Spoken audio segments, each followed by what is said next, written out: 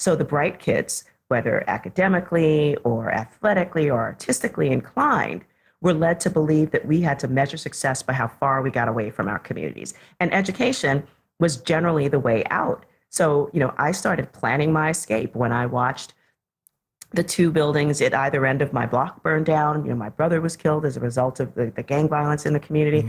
And yeah, I was at 7 years old. I was like, I'm out of here. And I knew I was smart. And I was planning to go to Bronx High School of Science, which I did.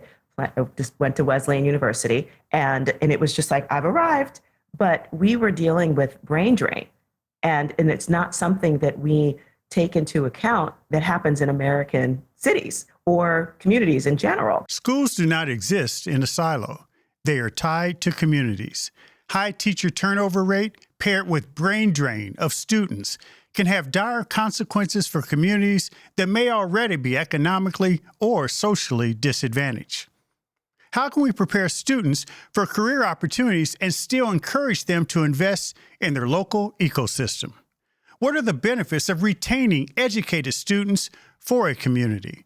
And how can we support student success and foster community engagement among teachers and families? This is what I want to know. And today I'm joined by Majora Carter to find out.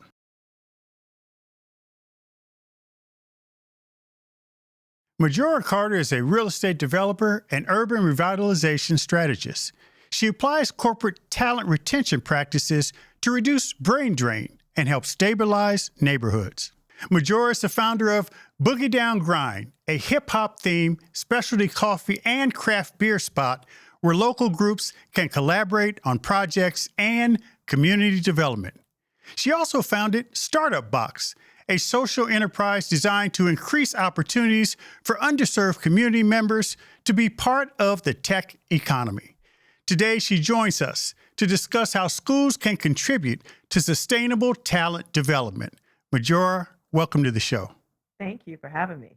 Knowing a little bit about your work, I was so struck by the notion of sustainable community talent.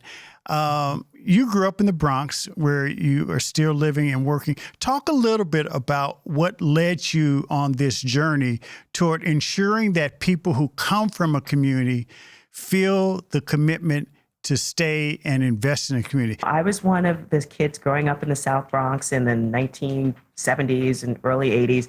And, literally the neighborhood was burning around us. Years of financial disinvestment, did lead to, poverty in our community, the type of things that made people believe like this is just a place for urban blight. So the bright kids, whether academically or athletically or artistically inclined, were led to believe that we had to measure success by how far we got away from our communities. And education was generally the way out. So, I started planning my escape when I watched the two buildings at either end of my block burned down. My brother was killed as a result of the gang violence in the community.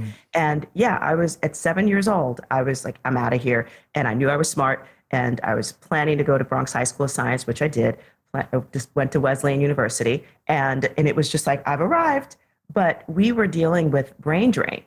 And it's not something that we take into account that happens in American cities or communities in general. Yeah. And it's like, that's what happens in the developing world. But really, what happens is that the best and the brightest within our communities are led to believe that they shouldn't be a part of its future transformation. And that was something, once I got older and mostly started working, in the environmental world, and realized that because we happen to be a poor community of color and thus vulnerable politically, we got dumped on.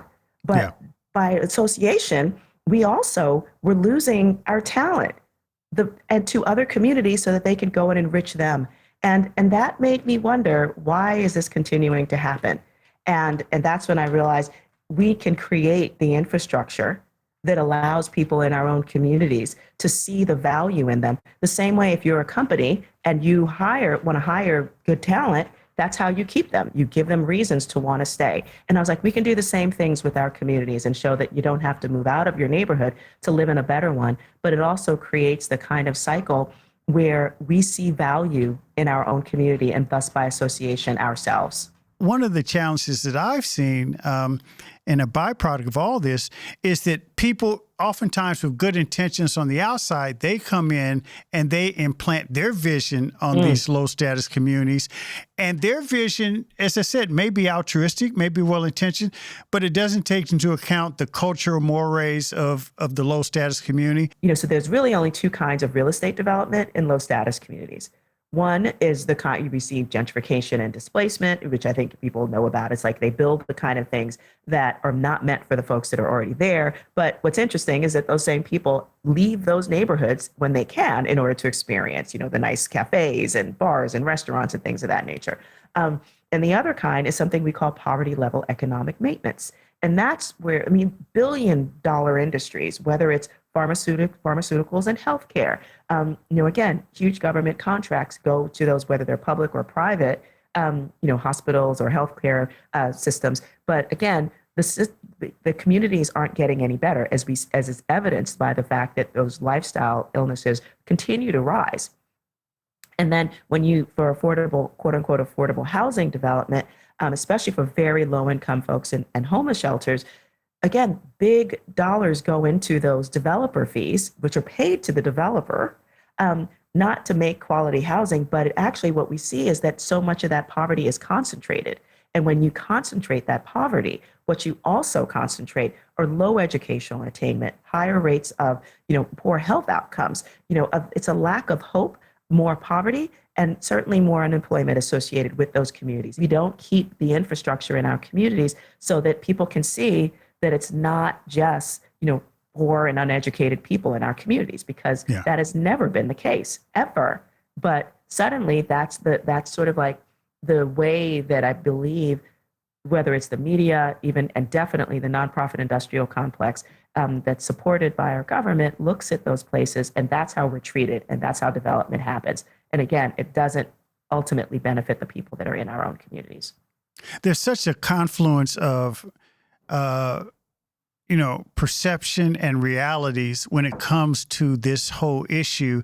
And when you talk about infrastructure needs, obviously real estate is a big part of it. And, when you made your commitment to, ease the brain drain, make sure you maintain sustainable talent in your low status community, you became a real estate developer, and that was one of the first things you did. When we did our own market research, and we discovered that people weren't leaving, the neighborhood because when they could afford to do so for things like, it's like high crime or anything. That never even factored in. What factored in is like, do I have a cool place to hang out with my friends? And they would leave our neighborhoods to go to those places. And that included, residents and teachers. Actually, so we're talking about education. Why?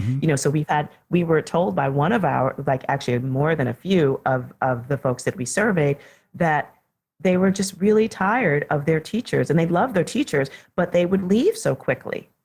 And the teachers would move to areas or move to areas that had schools and that actually had things like restaurants and cafes and bars or places to hang out with their friends afterward. Maybe they needed to, talk about a principal or another issue that they had, but they needed those spaces. And when we didn't have those spaces, they realized that that's where their teachers were going. And so their students were missing out on actually having veteran teachers, stick around, because the quality of life in the teaching community, within the community, was not great. So by building these kind of third spaces, whether they're cafes, or restaurants or things of that nature, literally makes the quality of life for educators to be better. Our cafe, we started a little cafe called the Boogie Down Grind, and it was not uncommon for a teacher. You could see a teacher with a parent or a kid who just needed like a place away from school to have a conversation. And it was just a wonderful kind of space where people felt like this is something that feeds me, that speaks to me, because I need to have these kind of places, a place that's neither work nor home, but creates the kind of a safe environment that makes me feel like my community is worth staying in. What about this issue of economic stability? Because a lot of what happens when you have working class and low class wages is people can't afford to live. So what are some of the things that you see that you're doing that or needs to be done? Yo, definitely what more needs to be done, is helping people understand, like, just first triage is that there's plenty of folks within low status communities that actually do own property. But because we've been led to believe that there is zero value in our communities, that we are so quick, when somebody gives us a call, a predatory speculator, and says, I'll buy your house for cash, they'll be like, who's this sucker on the other end of the phone who wants this crap in this crappy neighborhood? And as opposed to understanding the value that's inherent within that real estate and what it could mean for wealth creation. So making sure that we're educating people on that, on understanding that, was a really important thing. Talk a little bit about some of the transformation that you've seen. And you mentioned Boogie Down Grind, hip hop, specialty coffee, and hangout spot. There's the real estate development you've done, but the community is quite a bit different because of your work. And I know you should be proud of that. But talk about some of the transformation from a psychological point of view in terms of what people say to you when they feel empowered to believe in their communities again. It's been exciting to literally witness in my own community, but also bear witness, with other folks, who actually read some of the stories in my book and are actually rethinking their own communities. We're seeing things like the Boogie Down Grind go, and it allows us all to connect with each other and to see how beautiful we are. And I want to stay. And those kind of stories, or I want to build a business here. I'm going to start a business that's literally going to have a Bronx address, which is not something that many of us were even considering doing. But seeing that their example is also the thing that provides another person with that example that, oh, wait, great things are here.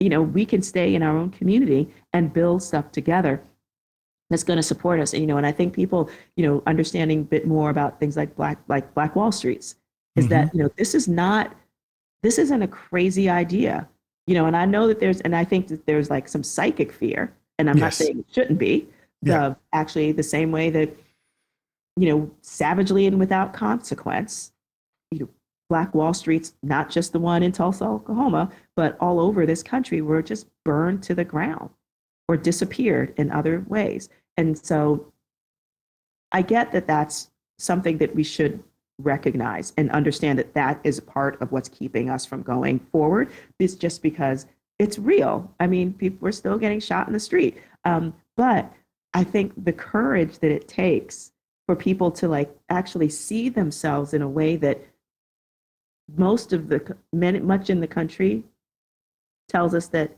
that's not how we should see ourselves. But folks are doing these incredible things, but really it's just showing the value and beauty of our own community. Most of the plans, as you said, really don't take into account the voices or the interests of the people who live there. And when it comes to schools, we're facing a huge teacher shortage. Yes. Teachers don't feel valued.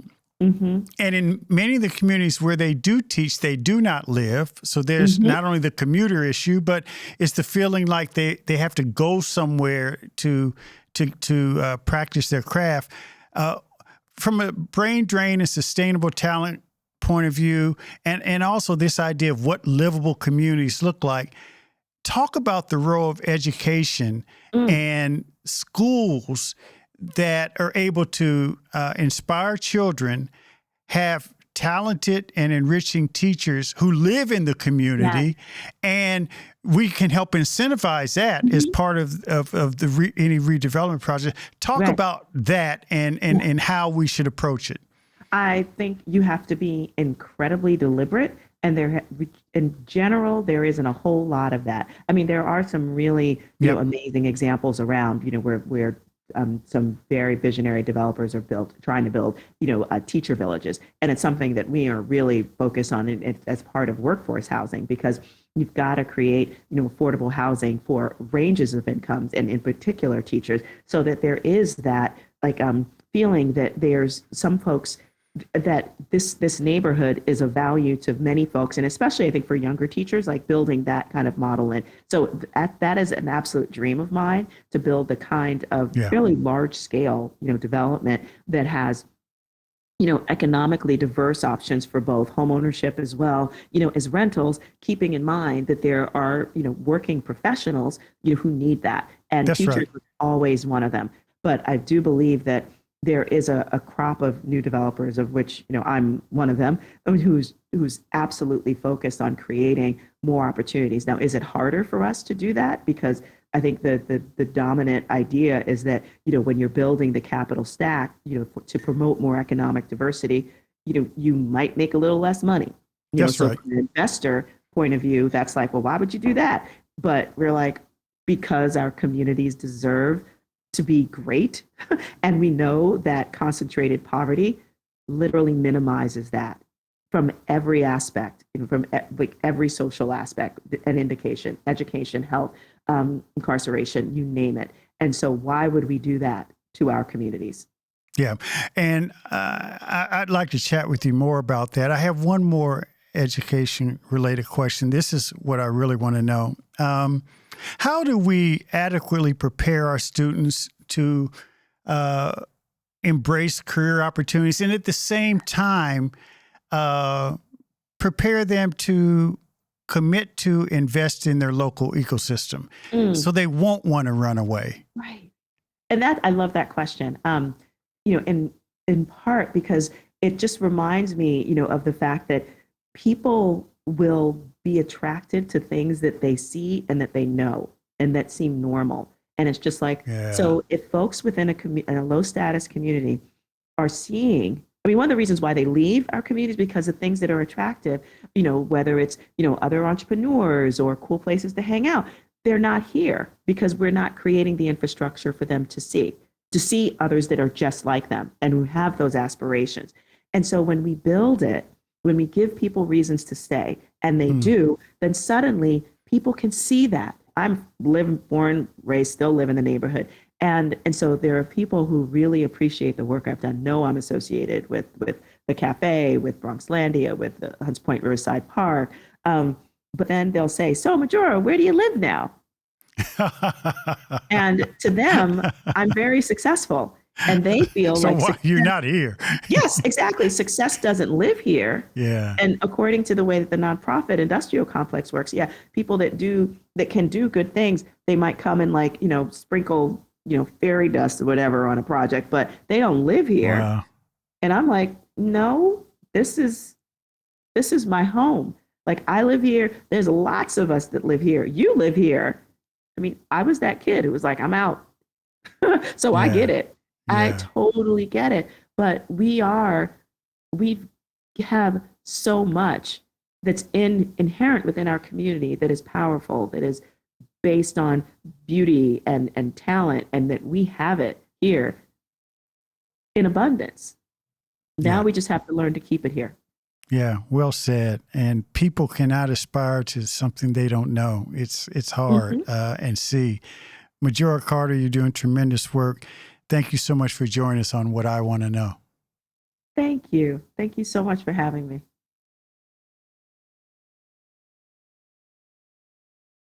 Thanks for listening to What I Want to Know. Be sure to follow and subscribe to the show on Apple Podcasts, Spotify, or your favorite podcast app so you can explore other episodes and dive into our discussions on the future of education. And write a review of the show. I also encourage you to join the conversation and let me know what you want to know using hashtag WIWTK on social media. That's hashtag WIWTK. For more information on Stride and online education, visit stridelearning.com. I'm your host, Kevin P. Chavis. Thank you for joining What I Want to Know.